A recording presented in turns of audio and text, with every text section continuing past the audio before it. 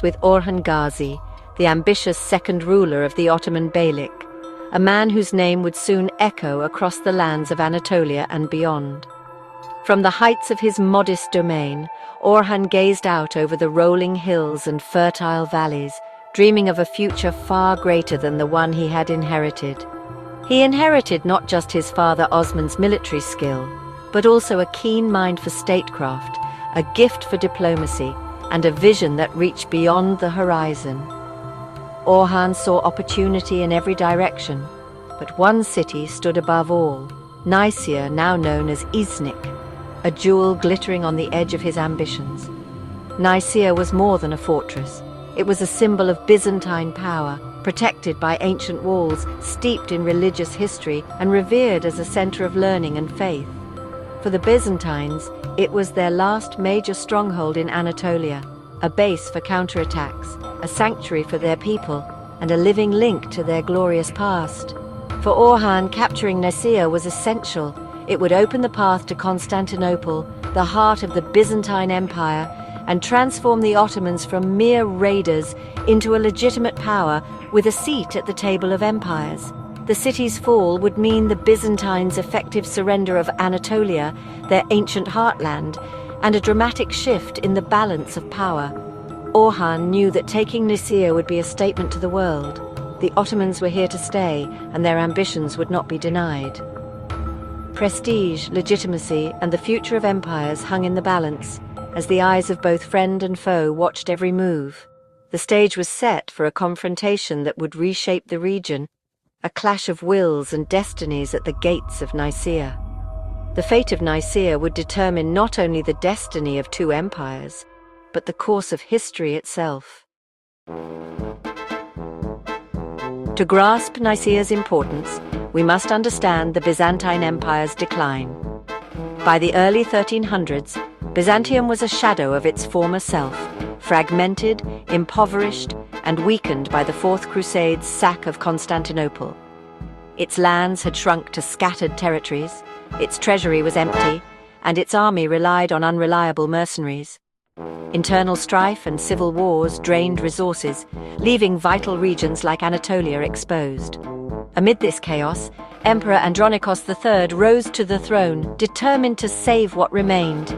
He recognized the Ottoman threat and the catastrophic consequences of losing Nicaea, but could he rally enough strength and time to save the city? As Byzantium faltered, the Ottomans rose. Osman Gazi united Turkish Ghazis into a formidable force, but it was Orhan who transformed the Beylik into a state. Orhan's vision extended beyond conquest. He built institutions, minted coins, and established a capital at Bursa. With Bursa secured, Orhan set his sights on Nicaea. The Ottomans isolated the city, building forts and cutting off supply routes. Rather than storming the walls, Orhan chose a patient siege, slowly tightening his grip. The city became an island surrounded by Ottoman-controlled territory. Orhan's methodical approach signaled a new kind of power, one that combined military might with strategic patience. The fate of Nicaea would test this new Ottoman model. The world watched as the Ottomans prepared to claim their prize. The balance of power in Anatolia was about to shift. Orhan's siege of Nicaea was a lesson in patience and psychological warfare. He avoided a costly assault on the city's legendary walls, opting instead for a slow strangulation. Ottoman forces captured surrounding towns, cutting off every road and supply line. Nicaea became a prison for its own people, isolated and desperate. The blockade wore down defenders physically and mentally. Hunger and fear replaced hope. Orhan knew a siege was a battle of wills, not just weapons. His distributed forces in nearby forts enforced the blockade and guarded against relief attempts. The city's defenders faced dwindling supplies and morale, while Orhan's army waited, patient and relentless. This war of attrition favored the Ottomans. Orhan's web around Nicaea grew tighter with each passing season. The city's fate was sealed by strategy, not brute force.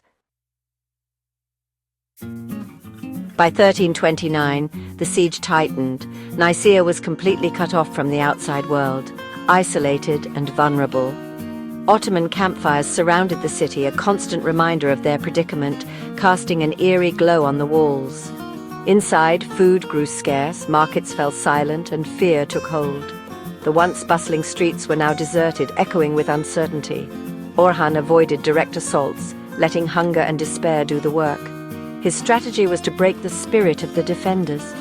Occasional skirmishes sapped the defenders' morale and resources, each clash a reminder of their dwindling strength. The psychological toll was immense. Hope faded with each passing day. The defenders were weary, their spirits crushed. News of the siege's severity reached Emperor Andronikos III in Constantinople, prompting immediate concern. Realizing the stakes, he mustered a relief force, Byzantine troops and mercenaries, for a desperate rescue mission. The fall of Nicaea would mean the end of Byzantine Asia Minor and open the way to Constantinople, a dire prospect for the empire. Andronikos marched to save the city, knowing failure would be disastrous. The fate of the empire rested on this mission. The Ottomans prepared for a decisive confrontation, their confidence bolstered by the siege's progress. The fate of Nicaea and the empire hung in the balance. Every eye was on the horizon, awaiting the inevitable clash. The stage was set for a final, fateful clash. The tension was palpable as both sides prepared for battle. The world watched as two empires prepared for battle, the outcome of which would shape the future of the region. The fate of Nicaea was decided not at its walls, but on the battlefield of Peloponnesus. In 1329, Emperor Andronikos III led his army across the Bosporus, aiming to break the siege.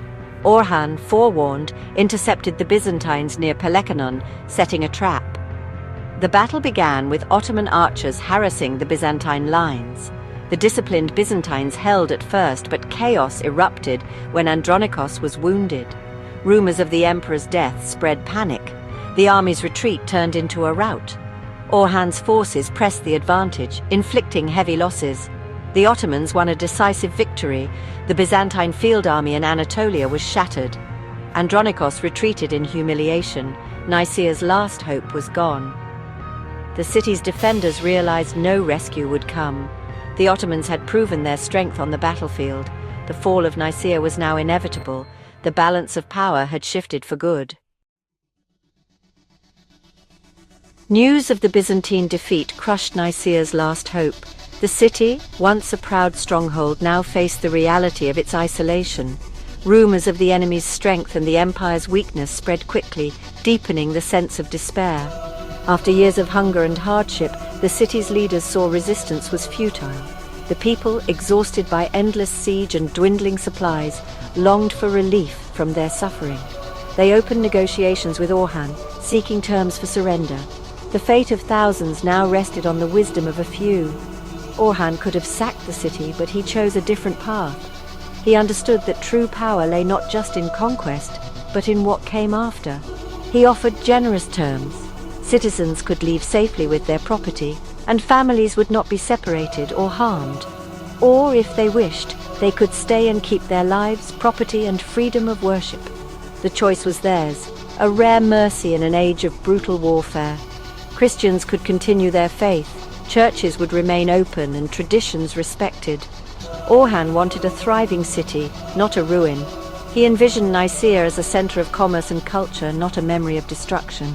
This policy of tolerance and pragmatism ensured a peaceful transition. The city's spirit was preserved and its people spared. In 1331, after years of siege, Nicaea opened its gates to Orhan.